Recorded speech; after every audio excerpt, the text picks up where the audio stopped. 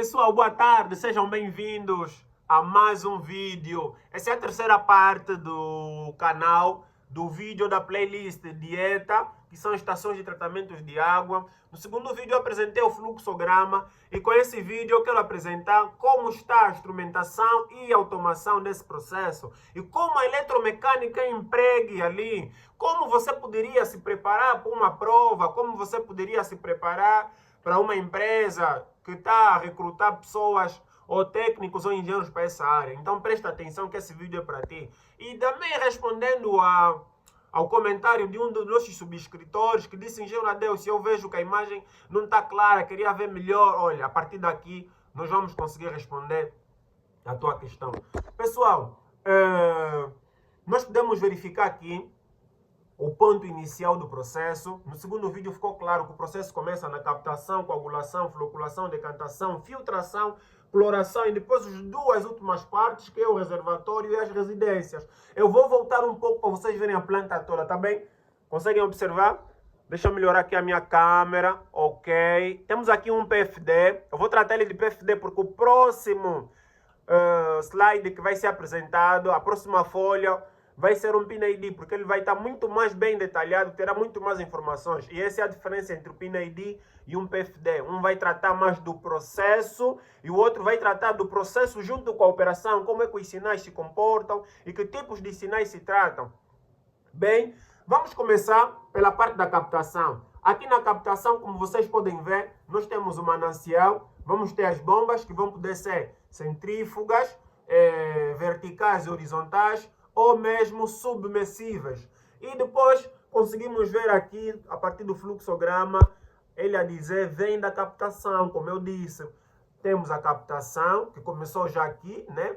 Temos as adutoras e depois vamos ter aqui o ponto que ele indica como da captação. De seguida, nós vamos ter a zona de coagulação, da gente consegue ver aqui, é onde vão ser adicionados os primeiros produtos, onde se faz a menção da quantidade de água que vai entrar por meio da calha parcial. A calha parcial é um medidor indireto. Será que vocês sabem como é medidor indireto? Olha, eu não vou querer deixar o vídeo longo. Vamos passar e no próximo vídeo eu vou falar desse tipo de equipamento, medidores direto e indireto. Mas ele é um medidor indireto porque ele mede a vazão por meio da queda da água ou da diferença de altura que a água tem entre esse ponto da comporta até o ponto mais baixo. Ele também faz uso de um sensor ultrassônico. Vocês sabem qual é o sensor ultrassônico? Nós vamos explicar. De seguida, aqui, ele vai seguir para o ponto do floculador. Que tipo de floculador nós temos aqui? Em geral, quantos floculadores nós temos nos sistemas Dieta? Olha, até agora eu conheci 2. Se vocês conhecem mais de um, mais de 2, faz favor, comentem ali. O processo vai seguindo até a zona do decantador, aqui onde eu aponto. Decantador, o que é que o decantador faz? Vocês viram o segundo vídeo, mas nós vamos explicar aqui. E de seguida ela vai para a parte de filtro e assim vai concluir o processo, indo para o canal de água filtrada. Vamos voltar ao princípio. O que é que nós temos aqui? Na zona de captação até a zona de coagulação, nós vamos ter 2 bombas centrífugas que vão fazer a extração da água para o laboratório. Vocês conseguem ver aqui? Vai para o laboratório. Vocês conseguem ver o fluxo? Nós temos aqui uma válvula manual, podemos chamar de hand valve. É uma válvula de operação manual. E depois na nossa linha até ao ponto de coagulação, nós vamos ter os produtos que são adicionados, os famosos coagulantes. O que é que nós temos aqui? Vamos melhorar nossa câmera. Nós temos o cloro, a dosagem de cal e outro produto químico. Isso normalmente é a escolha dos químicos, né? É a escolha do processo. De quem tiver a cuidar da planta, eles vão ver qual outro produto químico que podem colocar na entrada. Mas normalmente adiciona-se cal e o cloro. E outros componentes como o tricloro que é o PAC, que vai ser o cloreto de alumínio. E vocês conseguem ver aqui. Então, a água vem, é adicionada esses dois produtos ou 3 para aqui. Ela entra até ao tanque de armazenamento de coagulação. Ela passa pela calha parcial e é adicionada ao tricloro de PAC, como vocês conseguem ver aqui. Olha as linhas de entradas. vem do sistema de dosagem produto alternativo, vem do sistema de dosagem de coagulante. Ela vai encontrar uma comporta, temos aqui uma comporta que vai permitir a abertura e fecho da válvula, e temos aqui um transmissor TT, é um transmissor de temperatura, para saber como a água está, em que temperatura essa água está a ser extraída. Isso vai influenciar muito no processo. Então, temos um transmissor de temperatura localizado na malha 01, é um instrumento discreto, acessível ao operador no campo, ou localizado no campo. Ele está acessível no campo. Então, aqui na parte da coagulação, vamos poder verificar que foram inseridas mais 2 bombas, que vai para o laboratório. Por quê? Porque nesses processos, a parte química, a parte de controle ambiente é muito necessária. A todo momento tem que se fazer medição de como é que essa água está. E porque aqui nessa parte de coagulação, onde é feita a medição já do primeiro tratamento da água. E depois vamos para a parte do floculador. Que tipo de floculador nós temos aqui em Engenheiro? Nós temos um floculador hidráulico. O que é um floculador hidráulico e qual outro tipo nós temos? A princípio, as ETAs usam 2 tipos de floculador, o hidráulico e o eletromecânico. O eletromecânico vai usar os agitadores mixes, podemos assim dizer. Então, o floculador hidráulico, ele evita consumos energéticos. Pessoal, hoje quando falamos de engenharia, falamos de eficiência energética. Hoje toda planta, todo manager, né? Todo gestor quer introduzir eficiência energética na sua planta. E quanto menos consumo a gente tiver de energia, melhor. Então, o floculador hidráulico traz isso. Lógico que ele tem algumas desvantagens, porque o consumo de energia hidráulica, de energia elétrica, obrigado pela correção, em si, também traz ganhos por meio do uso do equipamento. O floculador hidráulico não nos permite fazer ajuste da rapidez do tratamento. Ele tem um único ponto. As águas vão entrar por aqui e elas vão criar choques entre as paredes. E o que o floculador faz? O floculador permite que as partículas embatam-se entre elas e se agitem, fazendo com que elas, no processo de decantação, estejam todas compostas. Então, elas vêm para aqui, depois de fazer esse processo todo, vão descendo. Vocês conseguem verificar, vou puxar minha câmera, até o decantador. Quando eles chegam no decantador, as partículas já estão todas sólidas, unidas, por causa do floculador que fez essa mistura, que fez esse choque. Então, o decantador vai fazer o princípio da decantação. O mais pesado fica embaixo, o mais leve sobe. Nós temos aqui as nossas paredes de decantador. Elas vão fazer a extração da água e vão permitir que todo o barro, todas as outras partículas que podem estar ainda pegadas à água fiquem aqui nas paredes e comecem a descer aos poucos. O nosso decantador é aqui onde nós encontramos a primeira parte, ou se não, uma concentração da eletromecânica, automação e instrumentação. Sério, engenheiro, sério. E eu vou vos dizer o porquê. Nós temos aqui a nossa parte de eletromecânica, porque nós temos que temos válvulas hidráulicas ou válvulas eletropneumáticas, podemos assim dizer, porque esse H pode ser para válvulas hidráulicas ou eletropneumáticas. Nós temos aqui uma FBV, Valve Butterfly Flyer. É uma válvula borboleta de fluxo, do fluxo da água. Então ela funciona num ângulo de 1/4. Ela abre para 1/4. E por que usa-se 3? Bem, porque aqui no decantador é onde a extração da lama. Então, ela precisa de fazer a limpeza. Nós vamos ter 3 válvulas a fazerem o retiro da lama, que vai ser enviada para o tanque de acúmulo de lodo de floculador e decantador. Conforme vocês podem ver aqui, nós temos a informação, ela nos dizer, vem no fluxograma da ETAEU, vai para ETAEU, estação de tratamento de lodo. Bem, então, a partir daqui a água limpa, menos densa, vai subir, vai para o nosso filtro, por meio dos vertedores. E ele ainda vai encontrar mais uma FBV. Então, nós podemos verificar que a primeira FBV está localizada na malha 91, é um instrumento discreto, localizado no campo. Ele é localizado no campo. Para ter acesso a esse instrumento, o operador tem que se dirigir mesmo ao campo.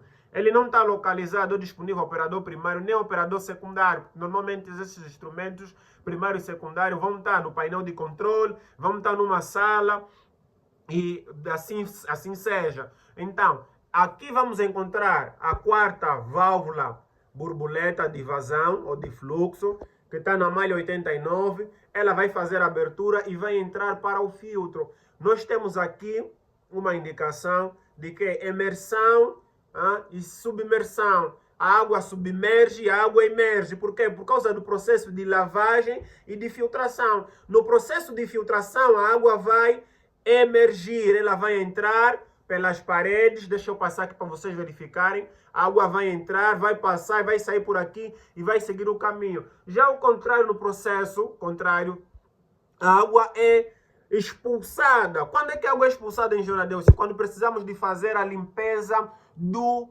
tanque ou dos filtros. E como é que é feita essa limpeza? Boa, eu queria que vocês chegassem ali. Vocês conseguem ver esses dois equipamentos aqui?